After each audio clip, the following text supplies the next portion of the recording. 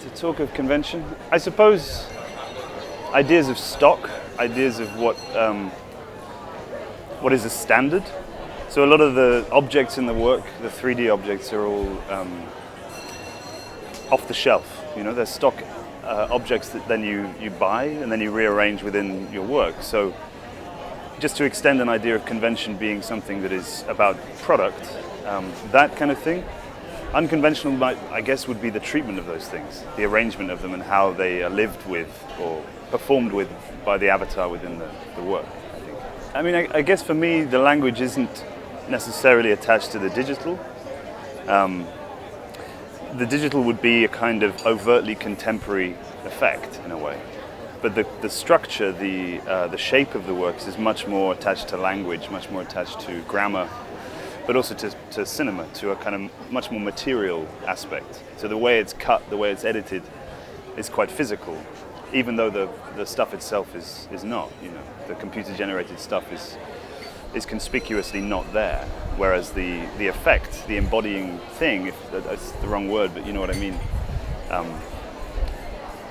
it comes from music, literature, you know, comes from rhythm in a way, you know.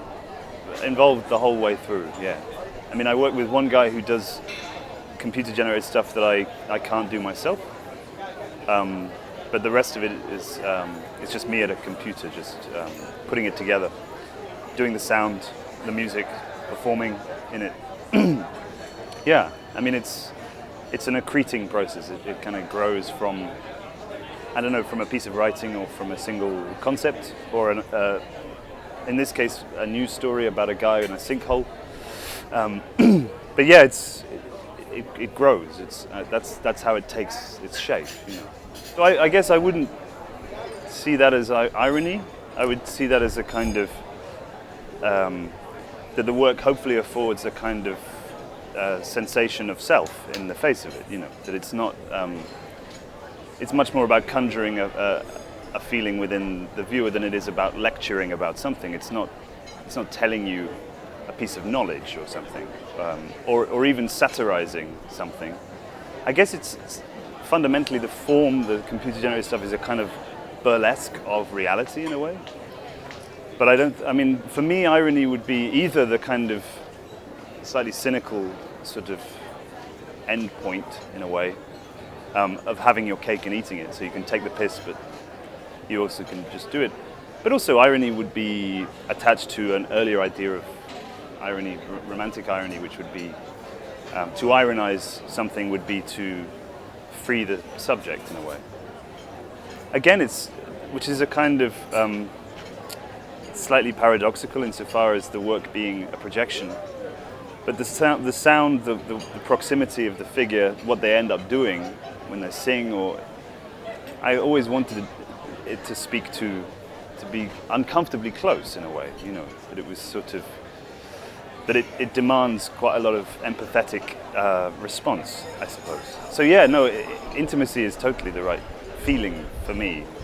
I guess there is of interest there, something about an idea of digital things either being alienating in certain ways or creating distance, which I don't really believe, but for me there's a kind of more about the body, a mortal kind of intimate experience, a very physical thing, which actually peculiarly I've found has been easiest to speak to by using a medium that is precisely not that, you know, which is precisely not intimate in itself, you know. It's not a body, you know, I'm not holding clay, I'm not painting a thing, you know. I don't really know, because that's almost not something I can know, I suppose. You know what I mean? Because it feels like I get very close in making the work to it. And I don't mean that in an autobiographical sense, I mean that in actual relation to the work. As in I feel close to the work, which is peculiar, you know, it's that has a very particular response in me. So I get to read it as well. I get to be close to it and feel awkward with it as well. It's not an extension of me that I go, everyone else can feel weird. I feel it too, and that's important. That it's not that kind of authorship, I suppose.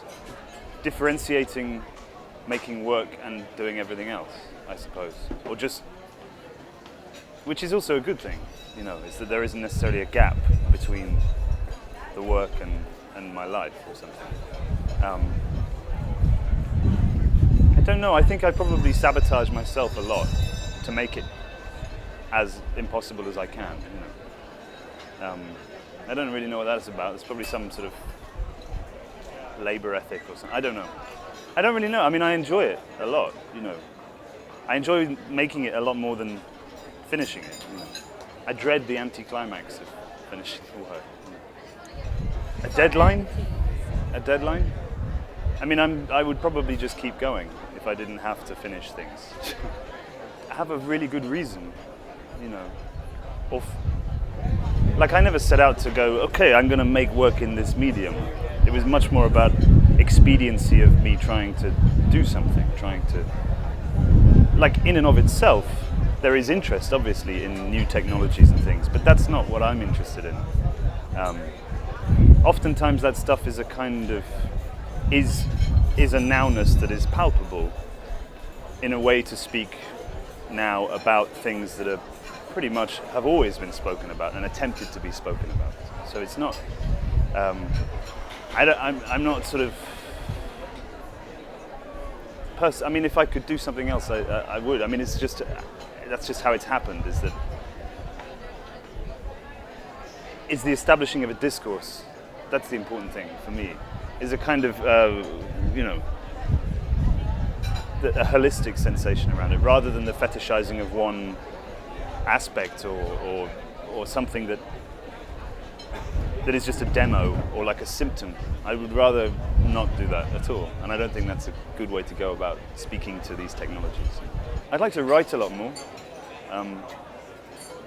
I don't really know. I mean, I'm not very good at planning for the future. I don't have a horizon that I know about.